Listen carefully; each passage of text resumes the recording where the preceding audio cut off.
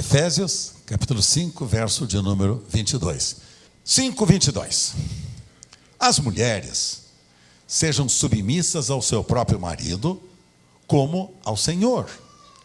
Porque o marido é o cabeça da mulher, como também Cristo é o cabeça da igreja, sendo este mesmo o Salvador do corpo. Como, porém, a igreja está sujeita a Cristo, assim também as mulheres sejam em tudo submissas ao seu marido.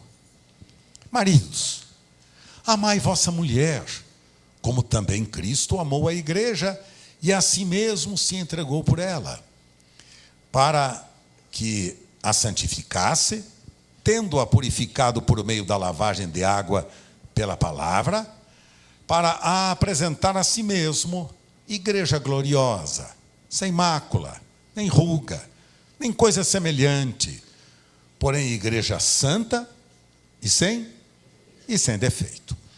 Assim também os maridos devem amar a sua mulher como ao seu próprio corpo. Quem ama a sua esposa, ama-se a si mesmo. Porque ninguém jamais odiou a própria carne, antes a alimenta e dela cuida, como também Cristo o faz com a igreja, porque somos membros do seu corpo. Eis porque deixará o homem seu pai e a sua mãe, se unirá à sua mulher, se tornarão os dois uma só carne. Vamos ler juntos o verso 32? Grande é este mistério, mas eu me refiro a Cristo e a igreja. Vamos repetir outra vez?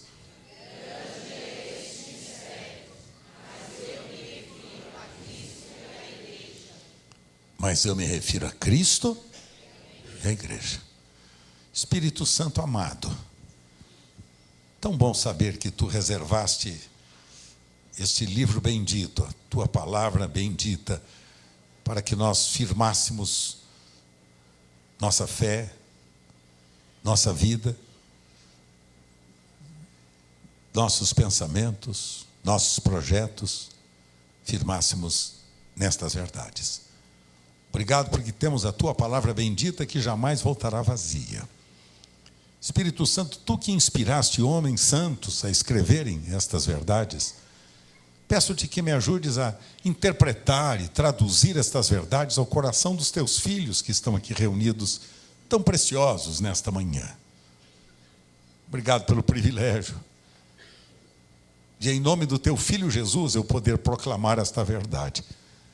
Obrigado, Jesus, por saber que eu posso ser cooperador teu, que posso, como teu discípulo, ajudar meus irmãos a conhecerem a tua palavra.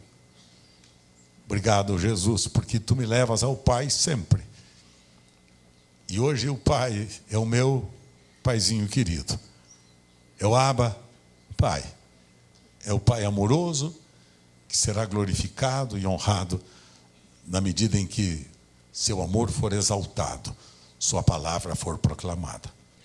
Obrigado por este rebanho tão lindo, por esta igreja, Senhor, que cresce e multiplica-se cada dia mais. Obrigado pelos irmãos fiéis e leais. Obrigado pelas pessoas que chegam, pelos amigos que muitas vezes vêm conhecer aqui, Senhor, o que estás fazendo entre nós. Obrigado pelos pastores deste rebanho. Obrigado que estás trabalhando na vida deles e através deles. Obrigado, Senhor, aqui pelo nosso espaço Ágape. Quanta gente sendo curada, libertada, abençoada, pastoreada aqui nesta reunião, Senhor. Obrigado, enfim, por tudo que estás fazendo entre nós. Eu te agradeço, Pai. No nome de Jesus. Amém. Amém, queridos. Hoje, vocês sabem, é a manhã de ceia. Todo primeiro domingo de cada mês, nós nos reunimos para participarmos juntos da mesa do Senhor. Portanto, eu quis hoje exatamente separar este texto aqui com vocês, para lhes falar a respeito de uma família que ousadamente foi apresentada aqui pelo apóstolo São Paulo, como sendo a família de Deus neste mundo, a que representa a vontade e o propósito eterno de Deus neste mundo.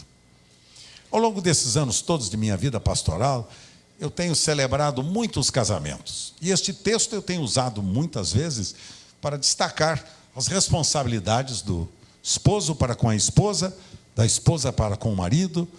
Tenho destacado aqui as responsabilidades dos pais para com os filhos, dos filhos para com os pais. Mas, acima de tudo, tenho destacado a responsabilidade de edificarmos bem uma família. Uma família. Porque no coração e no propósito de Deus, o projeto dele principal é exatamente a sua família. O apóstolo São Paulo, quando fala sobre, por exemplo, sobre a igreja de Jesus, querem ver como é que ele fala, como é que ele trata? 2 de Coríntios, dá para por aí, filhão? 2 de Coríntios, capítulo 11, verso de número 2. 2 livros para trás, 2 de Coríntios, capítulo de número 11, verso 2. Veja lá, o que é que o apóstolo São Paulo diz sobre a igreja? Ele diz assim: porque zelo por vós com zelo de Deus, visto que vos tenho preparado para vos apresentar como virgem pura a um só esposo que é Cristo. De quem é que o apóstolo São Paulo estava falando? Estava falando da igreja de Jesus, dos irmãos como eu e como vocês que estão aqui reunidos.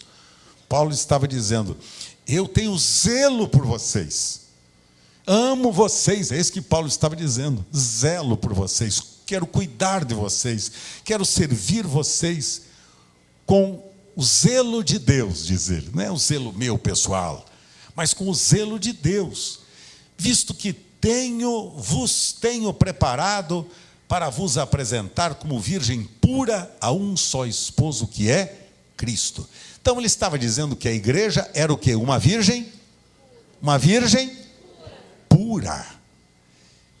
Ele trabalhava para que a virgem, a igreja pura, fosse naquele dia apresentada ao Senhor, ao seu esposo. Quem é o esposo? Quem é o esposo? Cristo. Quem é a noiva? Quem é a noiva? A igreja. Quem você é?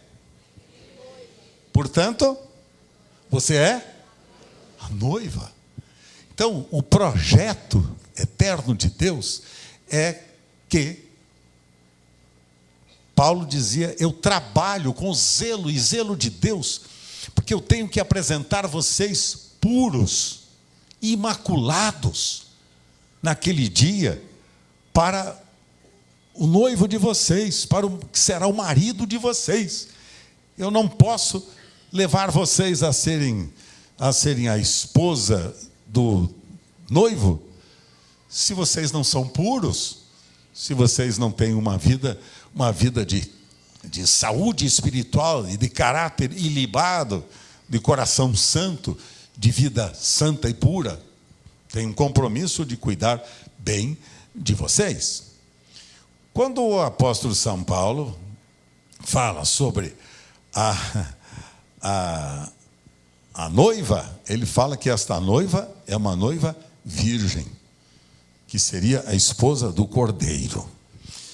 Quando o apóstolo João, veja lá agora, o apóstolo João escreveu sobre esse mesmo fato, Apocalipse capítulo 21, ouça lá, capítulo 21, de Apocalipse 21, verso de número 9, a visão que o Espírito Santo lhe dava sobre as coisas que haveriam de acontecer, sobre a realidade do futuro. O apóstolo João dizia assim: então veio um dos 7 anjos que tem as 7 taças, cheias dos últimos 7 flagelos, e falou comigo, dizendo: vem, mostrar-te-ei a noiva, a esposa do Cordeiro.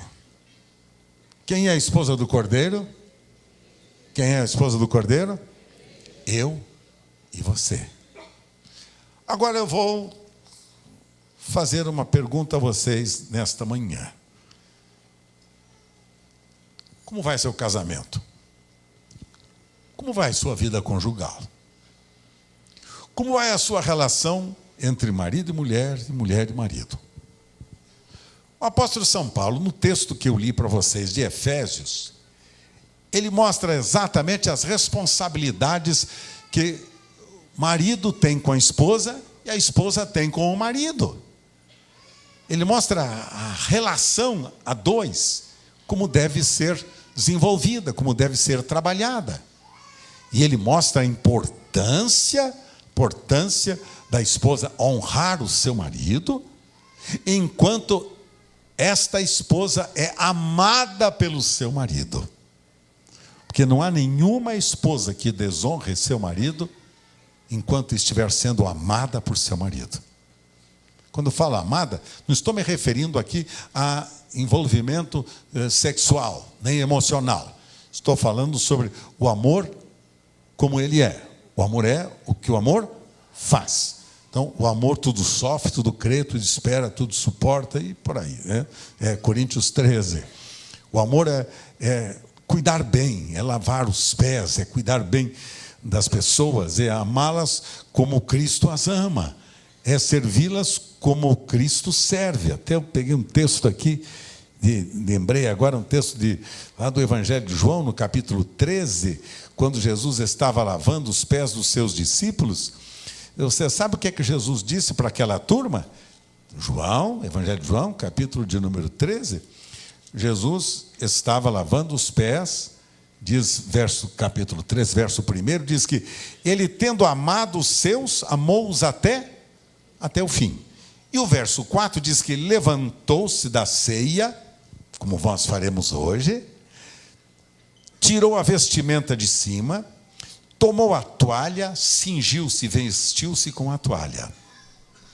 Depois deitou água na bacia, passou a lavar os pés aos discípulos e a enxugar os pés com a toalha com que estava vestido. Aí, veja bem, aproximou-se Simão Pedro e disse: Senhor, tu me lavas os pés a mim? Jesus disse: o que eu faço não sabes agora, compreendê-lo-ás depois. Pedro disse: não, nunca me lavarás os pés. Respondeu Jesus: se eu não te lavar os pés, você não vai ter parte comigo, rapaz. Não faça isto, não faça isto. Então, no verso de número 13, Jesus, depois de ter lavado os pés dos seus discípulos, Jesus disse assim: vocês estão compreendendo o que eu estou fazendo para vocês? Ele disse assim: ora, sendo eu o Senhor e o Mestre, vos lavei os pés, também vós deveis lavar os pés? Também deveis lavar os pés? Vamos repetir em voz alta. Também deveis lavar os pés? Jesus está falando sobre o quê? Jesus está falando sobre amor. Filhos queridos, Jesus está falando sobre amor. Ele disse assim: como eu lavo os pés de vocês, vocês precisam lavar os pés uns dos outros. E sabe, meus queridos, se você lavar os pés das outras pessoas, você vai descobrir por que é que elas estão andando como andam agora. Qual a razão que elas estão andando muitas vezes deformadas, às vezes aleijadas, feridas, machucadas. Quando você lava os pés de alguém, você vai descobrir a sua real necessidade. Porque os pés é o instrumento que Deus nos deu para manter nosso corpo em equilíbrio. Notem que eu tenho equilíbrio, posso andar, ir e vir, posso saltar, posso dançar, posso correr, posso parar, porque tem equilíbrio. Meus pés estão no lugar certo, estão saudáveis. Quando os nossos pés, você já viu isso? Às vezes tem uma unhazinha que fica meio encravada. Não aconteceu com você já? É mesmo? Ué, pastor também tem unha encravada, sabia? Também teve um breguetinho desse comigo também. E aí, quando fica você já notou? Aí, enquanto você não vai na podóloga e fala para ela: menina, arranca esta esta unha aqui que está me ferindo, machucando o meu pé. Porque se nós temos um órgão que está doente, que está ferido, que está machucado, ou está fora do seu lugar, a gente não consegue andar bem. Já notou?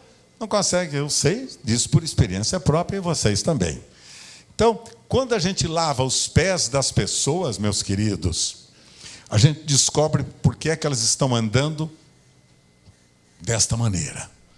Muitas estão andando de maneira incorreta, outras estão andando de maneira doente, enferma, outros estão andando de maneira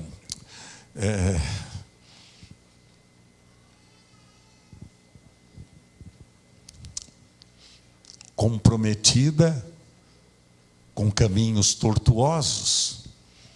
Alguns estão andando mal, outros não estão andando.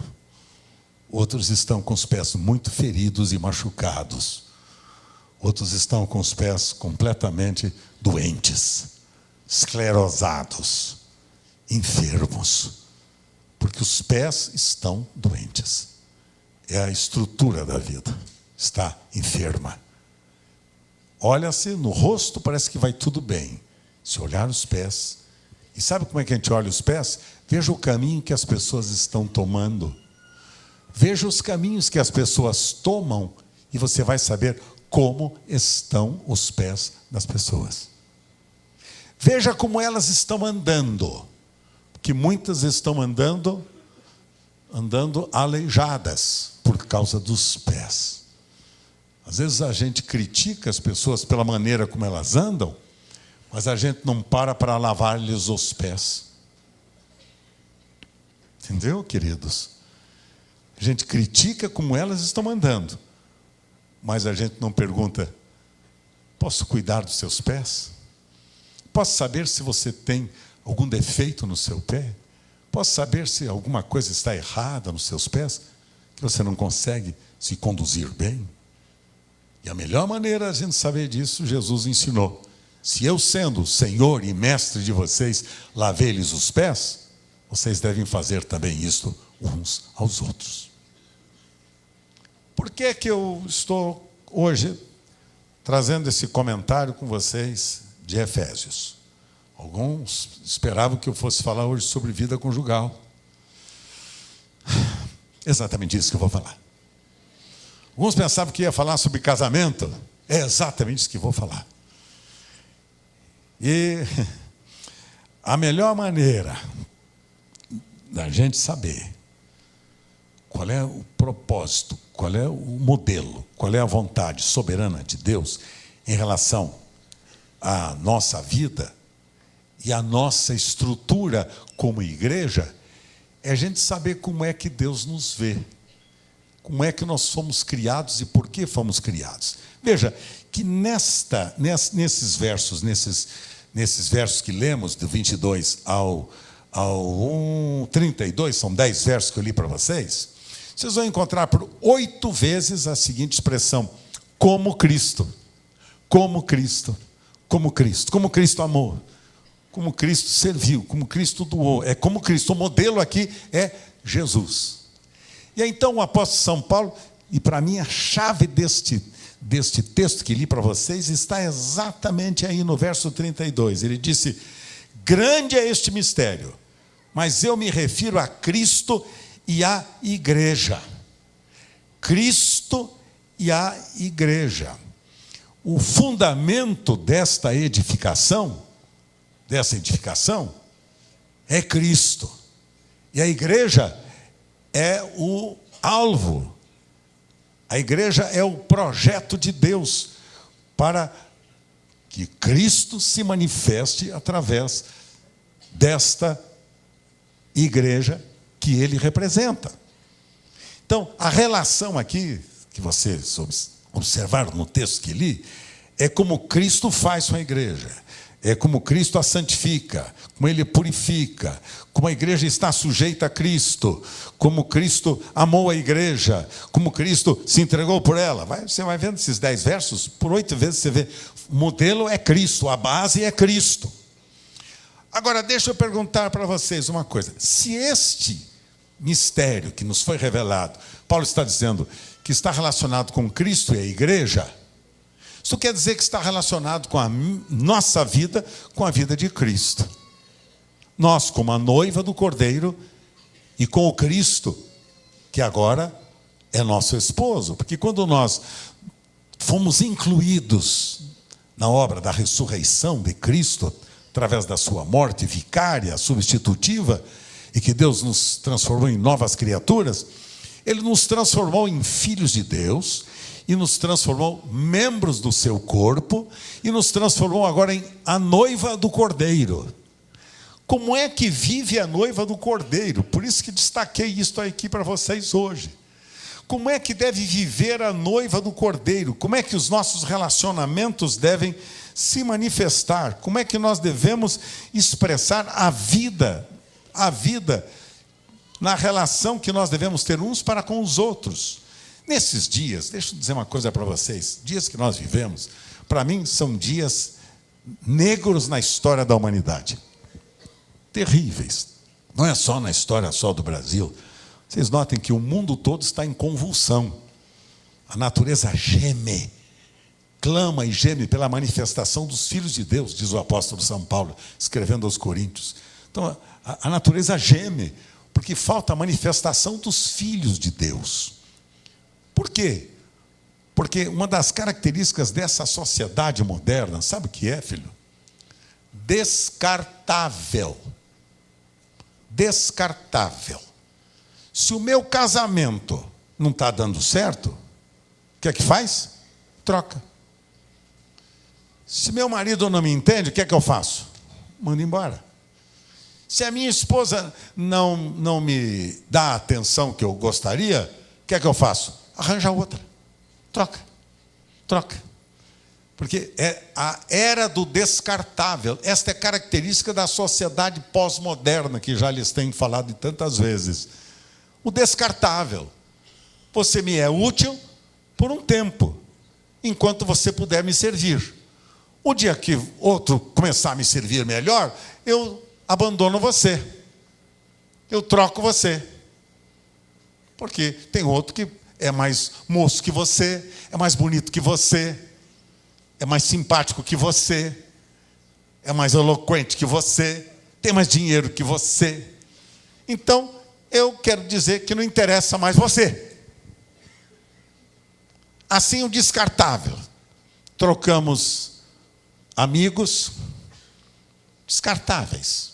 Amigo é bom até a hora que não dá trabalho. Se ele pedir dinheiro emprestado, acabou, não é mais amigo.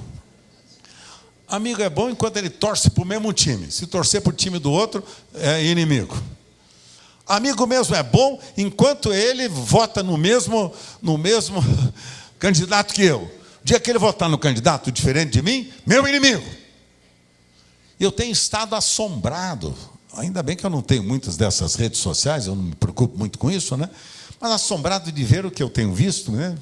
Mesmo sendo limitado nisso, porque eu não quero influenciar minha mente e meu coração, não vou sujar com lixo do inferno.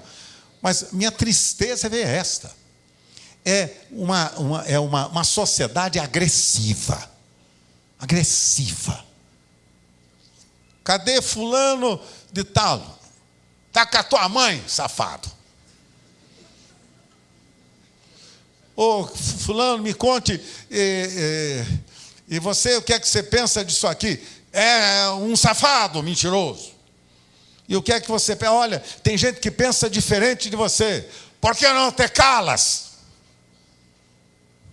São as respostas agressivas, violentas, de uma sociedade virulenta.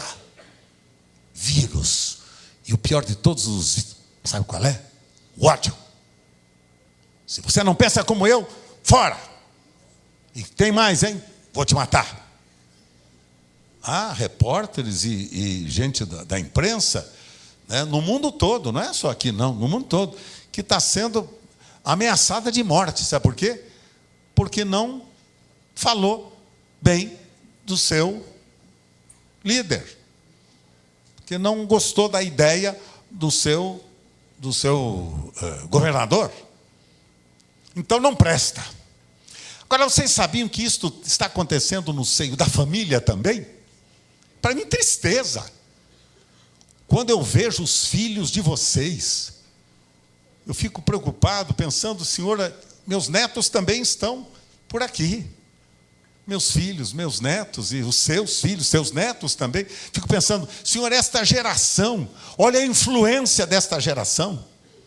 Descarta, descarta, descarta, muda de ideia, abandona, deixa fora, não faça parte, não presta. E sabe o pior de tudo é que isto tem acontecido dentro da família. O maior índice de feminicídio praticado na história da nossa sociedade brasileira é hoje, nos nossos dias, mais de 45%, 47% aumentou este ano o número de feminicídios. Sabe o que é feminicídio? Violência contra a mulher dentro dos lares, pessoal. Por quê? Eu estava vendo, porque um indivíduo lá fez um contrato, estabeleceu uma multa. Se você não passar a minha camisa direito, R$20 de multa. Se você queimar o arroz, R$20 de multa. É, Toninho, coisa assim. Coisa louca. Se você não faz, multa. O cara foi denunciado, né, por feminicídio, porque isso é uma maneira de uma violência moral contra a mulher. Você está louco? Queimou o feijão, 50 pau de multa. Se você assistir televisão na hora do jantar, paga R$100 de multa. E vai por... Não estou brincando. Quantos leram esse? Olha lá, estou vendo. Graças a Deus tem gente aqui que lê. Graças a Deus, não penso que não sou só eu, né? Às vezes fico pensando, eu sou sozinho, só eu que ouço as coisas, sou eu que leio as coisas. Será que eu estou inventando? Vai ver que eu estou inventando, né, preciosa? Mas que loucura! Agora deixa eu dizer para vocês sabem, queridos, que isso está acontecendo no seio da igreja. No seio da igreja. E quando nós falamos que somos a noiva de Cristo, pura e imaculada, pensa uma coisa, que relação nós temos com a noiva de Cristo? E quando eu digo que sou membro da comunidade da graça, e que digo que estou ligado ao coração dos seus líderes e pastores, que eu digo que eu estou afinado com os projetos e propósitos, e quando eu encontro o vizinho melhor do que eu, o que é que eu faço? O vizinho é mais bonito. O vizinho tem olhos verdes. Hoje teve até um irmão que falou comigo hoje, nossa, pastor, não sabia que o senhor tinha olhos verdes. Eu falei, foi esses olhos verdes encantou a Sueli. Nem eu sabia que tinha também. É brincadeira desse meu amigo, talvez. Mas, então, fico aqui imaginando, queridos, e na igreja de Jesus, é a igreja do descartável. O irmão que era seu irmão hoje, que você abraçava, e como diz Davi, né, que você ia com ele à casa de Deus, é aquele que voltou contra você o seu calcanhar. Davi se queixou de gente assim, de gente que fez dele um rei descartável. Ia com ele à casa de Deus, até o dia que Davi questionou e não andou no mesmo caminho dele, ele virou o calcanhar contra Davi. Paulo, o apóstolo São Paulo teve experiências dessa sorte. Por exemplo, ele quando fala de Demas era um discípulo que deveria estar com ele lá em Éfeso. E ele diz assim, e Demas, amando o presente século, me desamparou. O que é amar o presente século? Amar o presente século, será porque ele era torcedor do Corinthians? Não, amar o presente século é isto, é ter a atitude do presente século, do descartável, do não serve, do não presta, arranjou outro melhor, não serve mais, estou cansado.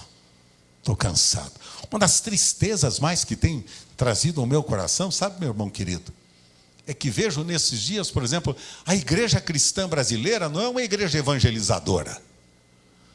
Os pastores e líderes não estão preocupados em evangelizar o perdido, em ganhar aqueles que não conhecem a graça de Deus, em não falar com com as necessidades do pobre, da viúva, do necessitado, do mendigo, do favelado, do abandonado. Não!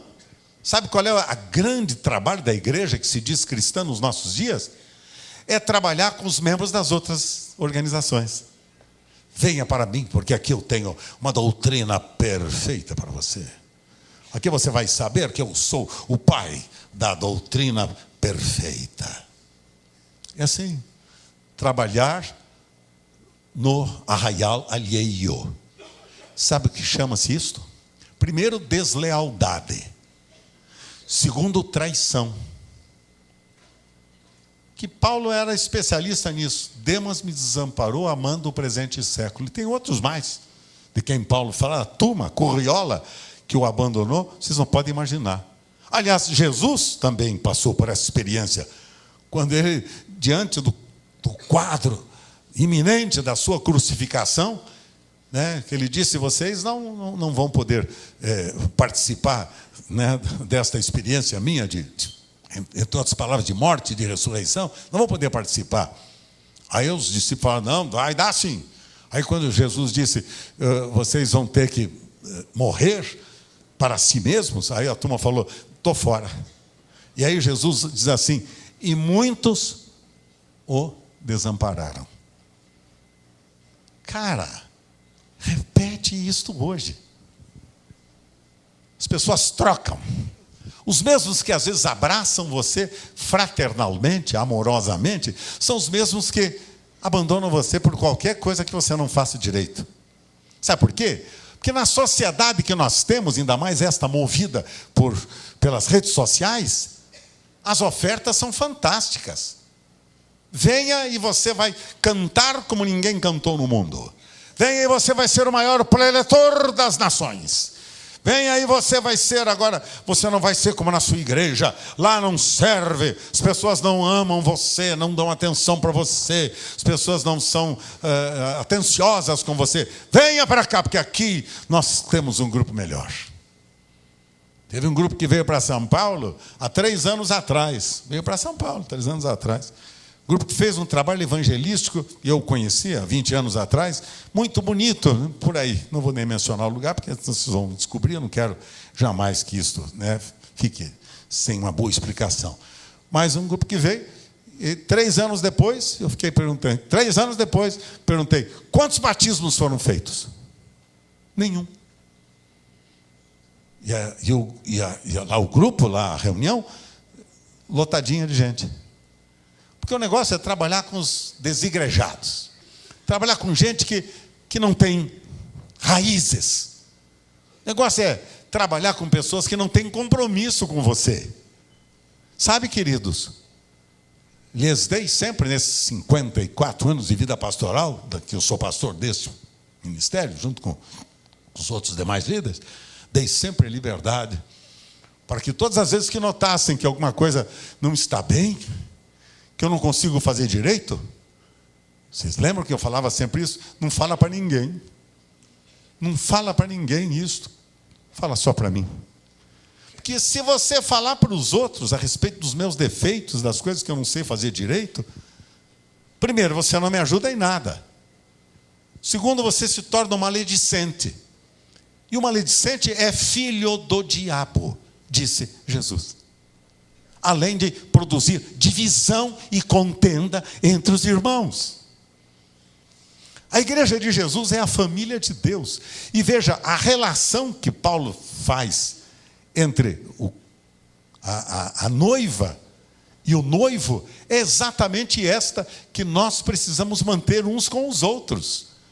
Nós somos a noiva do Cordeiro, que devemos nos unir ao Cordeiro, que devemos ser apresentados ao Cordeiro, e quando nós nos tornamos a noiva de Cristo, quando nós nos tornamos a esposa do Cordeiro, nós passamos a ter a mesma atitude de uma esposa. E a atitude de uma esposa para com o seu marido qual é? Lealdade, fidelidade, amor, cooperação. Quando você, como esposa, vê seu marido não indo bem, o que é que você faz? Põe ele para fora de casa? Troca de marido? Hã? Parece que alguns sim, né? Troca de marido quando não dá certo. Quando aparece na vizinhança um loiro, esbelto, sarado, o cara que fez aquela, como é aquele, como é que chama? Academia e tudo, fez aquele, puxou ferro, aquela coisa toda, tomou bomba, tá bombadão, cara. Quando você encontra um carinha desse mais bonito, o que é que você faz? Você vai com ele? Por que não? Por que não? Por quê? Porque você tem um. Quem é o seu marido? Quem é seu marido? Quem é seu marido? Jesus. Paulo aqui diz isso. Quando você se deixa seduzir por outro, sabe o que chama-se isso? Chama-se adultério espiritual. Você é um adúltero em potencial.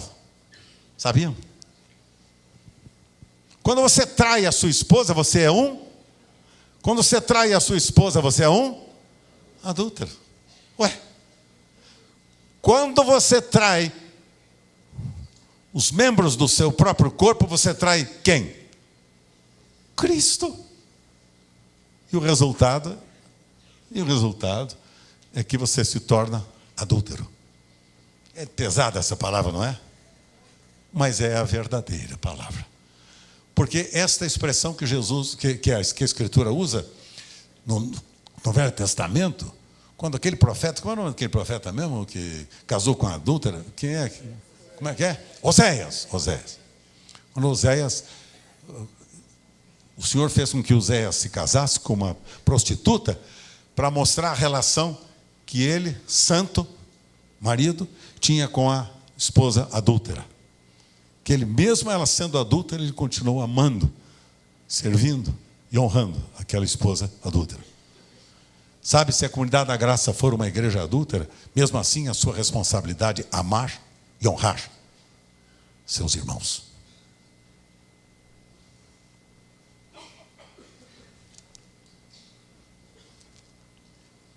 O descartável, o fácil, o desrespeitoso é a marca da história desta sociedade pós-moderna.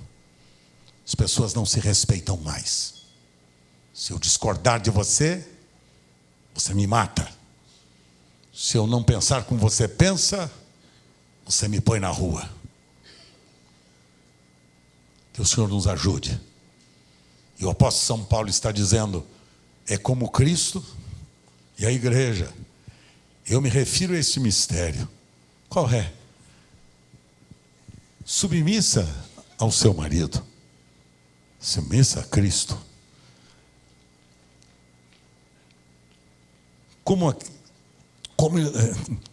Desculpe. Como a igreja está sujeita a Cristo, também esteja sujeita em tudo ao seu marido.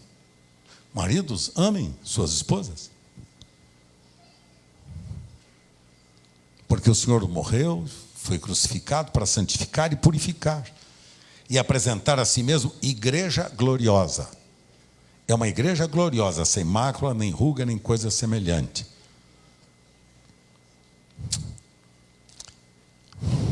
Porque ninguém jamais odiou a sua própria carne. Antes, o que ele faz? Alimenta, cuida, como Cristo faz com a igreja. Sua responsabilidade, queridos, nesses dias de terrível confusão, naquilo que nós chamamos Igreja de Jesus, sua responsabilidade é andar em aliança e em amor. Eu vou, na próxima oportunidade que eu tiver de compartilhar com vocês, eu vou distribuir para vocês um esboço meu, que é o esboço do próximo livro, que vai sair no final do ano que vem. Um vai sair em março, os mandamentos recíprocos, e este vai sair no final do ano que vem, pela editora Thomas Nelson. Onde estão os verdadeiros cristãos? Esse é o tema. Onde estão os verdadeiros cristãos? Eu vou distribuir para vocês esse esboço, antecipado já, para vocês saberem o que é que o Senhor pensa dos falsos cristãos. Quer que eu dê só uma palhinha para vocês? Quer só uma palhinha do tema aqui? Por exemplo, ele falava de Diótrefes, que era o dono da igreja, o chefão, todo-poderoso, os donos da igreja, Diótrefes. Falava sobre os falsos apóstolos, obreiros fraudulentos, falsos mestres, falsos doutores, falsos profetas. E no rebanho, os falsos irmãos, os hereges, os que provocam divisão no rebanho. Herege, portanto, heresia é provocar divisão no rebanho. E, por favor, e para com isso de dizer, foi o Espírito Santo que me revelou. O Espírito Santo não fala nada contra a sua palavra. Tá? Esses dias uma pessoa falou, mas não estava querendo honrar e obedecer os seus pais. Aí a pessoa falou comigo, que não, foi o Espírito do Senhor falou comigo. A Bíblia falou comigo. É mesmo? Qual o texto? Não, foi o Espírito do Senhor que falou. Porque a palavra do Senhor diz assim, honra a teu pai e tua mãe, para que te vá bem. Se não for isto, é do inferno. Ah, mas foi o Espírito Santo que me falou. Mentira.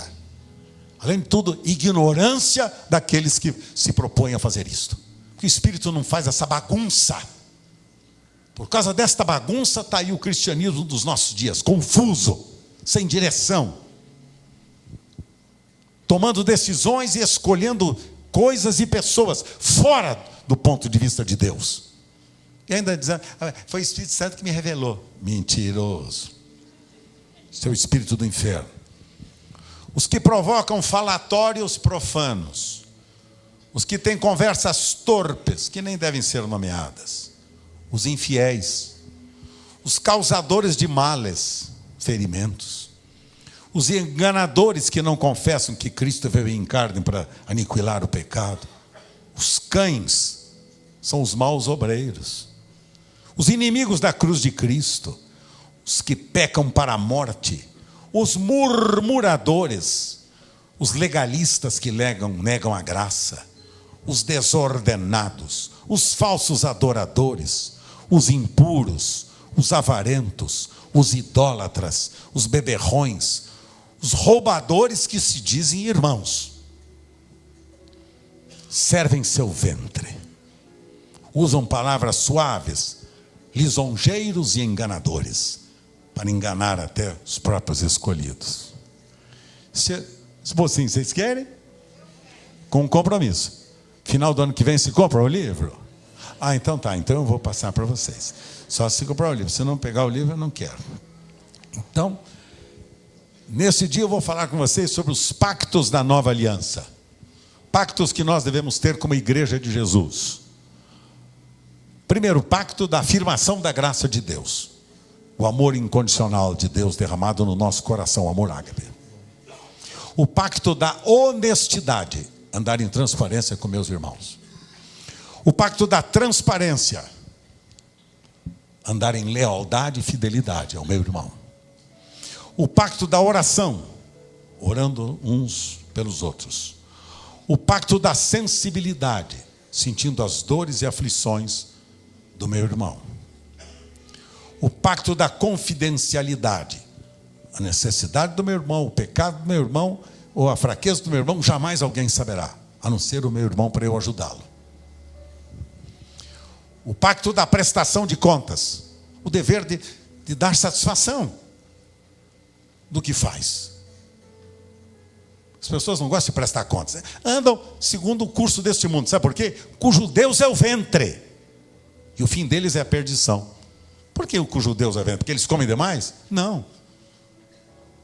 Porque eles querem alimentar apenas os seus sentimentos, paixões. Deus é o ventre. Seus apetites que não tem nada a ver com a vontade de Deus. O pacto da assiduidade, de ser fiel às reuniões, aos projetos, aos propósitos juntos. E o pacto de alcançarmos uns aos outros. Este pacto foi firmado com o Ministério Pastoral da Comunidade da Graça na última ordenação de pastores. E vou fazer isto oportunamente quando ordenar alguns pastores aqui nessa comunidade. É um pacto que eles assinam, com nome, endereço, telefone, e também assina com reconhecimento de firma. Fica estabelecido entre nós, que assinamos esses documentos, que não ouviremos nem procuraremos saber as más informações a respeito uns dos outros. Interessa os defeitos, as necessidades e carências dos irmãos. Não é problema. O que aconteceu com fulano? Eu não estou vendo ele. E aí? Que foi? Fofoqueiro. Que no caso de ouvirmos algum mal uns dos outros, não seremos afeitos em acreditar. Que tão logo for possível, comunicaremos oralmente ou por escrito à parte acusada daquilo que nós ouvimos. Que enquanto não tivermos feito isso, não comunicaremos a qualquer outra pessoa uma sílaba só do que nós ouvimos. Que nem tampouco mencionaremos depois a qualquer outra pessoa. Não interessa. Que não faremos exceção a nenhuma dessas regras, a não ser que nos julguemos absolutamente obrigados em reunião de grupo a fazê-lo diante das nossas autoridades pastorais. Bom, só para dar uma palazinha para vocês, para dizer, este mistério é por causa de Cristo e a igreja. Como é que vamos viver? Como uma noiva. E a noiva tem responsabilidades com o noivo, que é Cristo. A noiva tem uma relação de amor, de afeto, de pureza, de santidade com o noivo. Não se corrompa, não se imiscua, não se suje com compromissos espúrios e profanos. Não suje a sua dignidade, não baixe o seu testemunho. Não se imiscua com o conceito deste mundo, que é de traição, que é de mentira, que é de engano, é de covardia, deslealdade. Para mim, o sentimento para mim pior, que ao longo dos anos de minha vida pastoral, que eu tenho experimentado, sabe qual é? Deslealdade. É a mesma coisa você na relação com o seu marido. Se ele é desleal com você e você é desleal com ele, que sentimento que você nutre no seu coração? De alegria? De bem-estar? De unidade? Se você não é leal aos seus filhos e aos seus pais, se você não é leal às autoridades que Deus colocou sobre a sua vida, vejo que tristeza nas escolas. Minha mãe era diretora de escola. Ela me ensinou a ler e a escrever, foi a minha mãe. Me alfabetizou. Ela era diretora de escola. Mas eu lembro da minha mãe, a autoridade que ela tinha sobre uma escola com mais de 500 alunos. A autoridade que ela tinha naquela escola, com ela. E os alunos não a desrespeitavam em nenhum dos professores. Hoje em dia, agridem os professores, batem nos professores, matam os professores. Sabe por quê? Porque a sociedade perdeu a compostura, a dignidade moral. Agora, filhos, nós somos a igreja de Jesus. Nós somos a noiva do Cordeiro. Nós temos uma relação de lealdade para com o nosso Pai e com o seu Filho Jesus. E nós temos uma lealdade com os nossos irmãos. Como é que eu posso sentar-me à mesa do Senhor hoje e tomar a ceia quando eu não sou leal a você? Vocês sabem qual foi o grande crime de Judas? Sabe qual foi? Ele ter sentado à mesa com Jesus, comido na mesma mesa, virado as costas e foi entregá-lo. Grande crime de Judas. Sentou-se à mesa e traiu Jesus. Por favor, não sente-se à mesa comigo hoje se você tiver um sentimento de traição no seu coração. Não somente a mim, mas aos seus irmãos. Se você não é leal com a sua esposa, leal com o seu marido, se você não é leal com seus filhos, se você não é leal com seus pais, se você não é leal com o seu patrão, com os seus empregados, por favor, não sente-se à mesa. Que o grande crime que Judas cometeu foi sentar-se à mesa, comeu, tudo bem. É o que muitos fazem. Comer, tudo bem. Logo que o meu ventre está cheio, tudo bem. enchi o ventre, viro as costas e vou trair o meu irmão. Sabe? A noiva do Cordeiro é santa, é pura, é imaculada, é sem defeito. Não é perfeita, porque aqui não tem ninguém perfeito, a partir do pastor que lhes fala. Mas tem um compromisso de lealdade com vocês, de amá-los e servi-los, e de não trocar você por nada deste mundo. Você trocaria seus filhos porque o vizinho tem filhos mais bonitos? Você frequentaria, você moraria na casa do seu vizinho, porque a casa do seu vizinho tem mais móveis mais bonitos, tem pessoas mais bonitas? Trocaria? Responda para mim. Lealdade.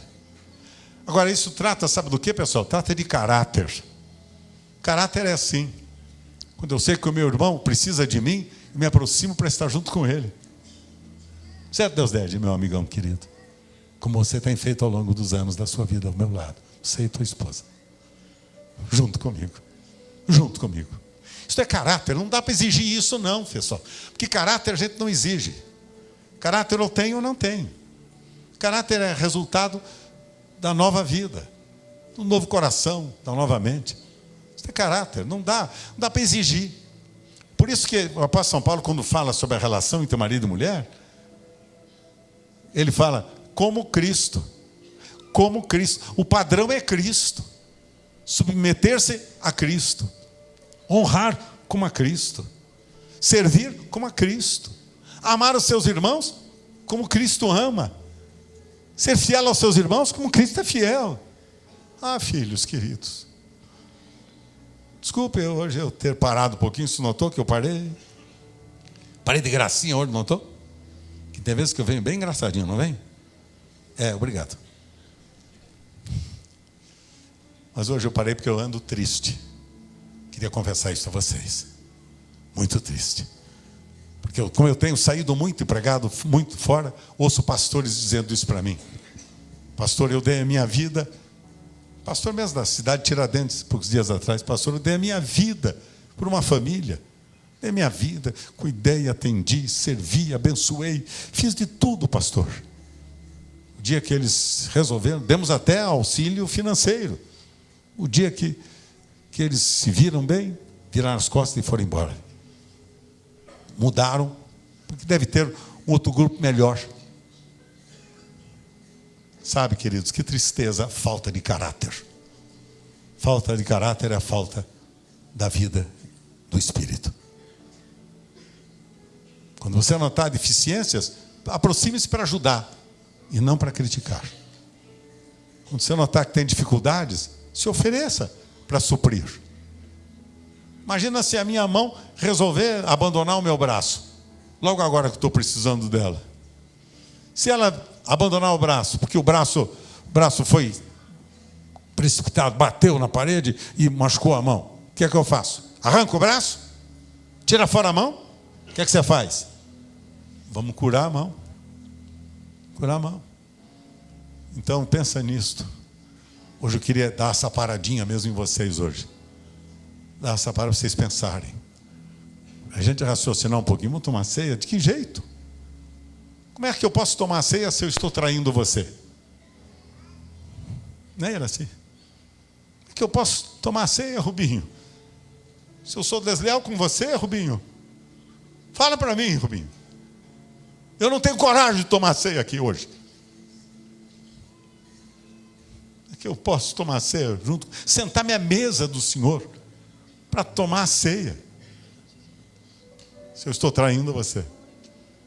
Agora lhe pergunto, como é que você senta-se à mesa com o seu irmão se você está traindo o seu irmão? Se você é desleal com o seu irmão. Se você é desonesto com o seu irmão. E por favor, não diga que foi o Espírito Santo que revelou. Porque o Espírito Santo não é besta, como muita gente pensa.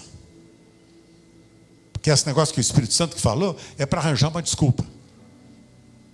Alguém falou para mim assim, dizendo, pastor, é o seguinte, é porque agora nós queremos o fogo de Deus. Queremos o fogo de Deus.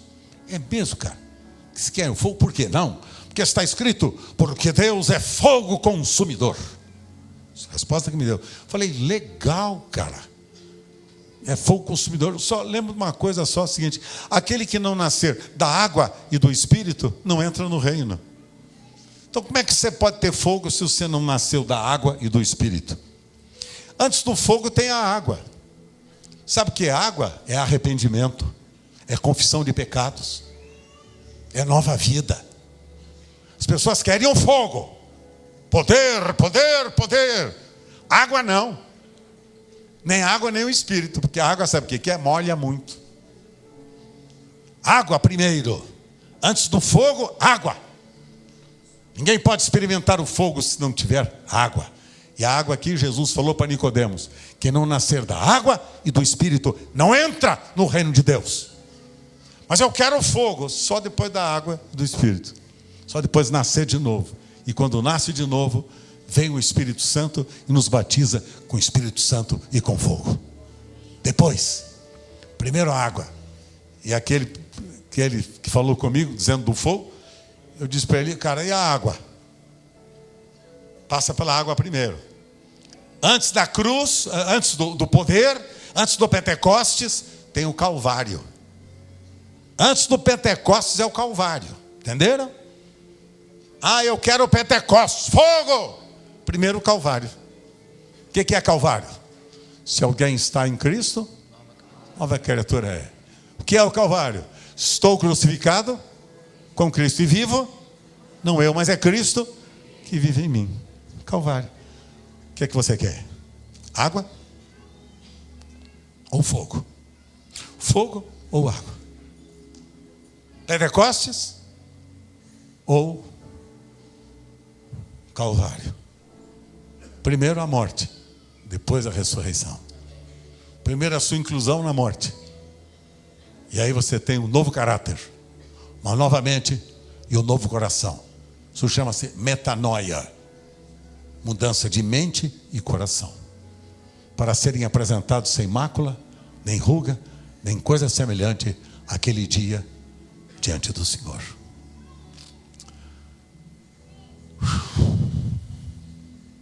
Cumprir com o propósito. Não mais eu, mas Cristo. Vamos ficar em pé.